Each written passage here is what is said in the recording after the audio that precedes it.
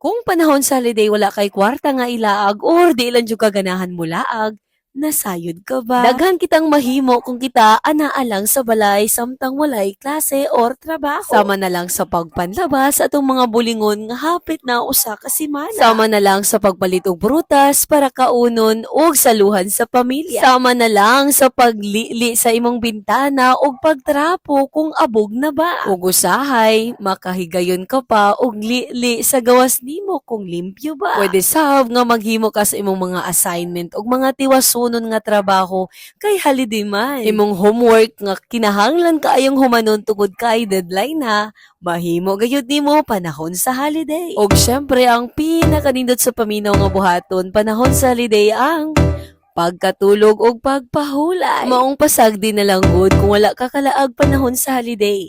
Kay daghan man sabkag nahimo sa inyong balay og nakapahulay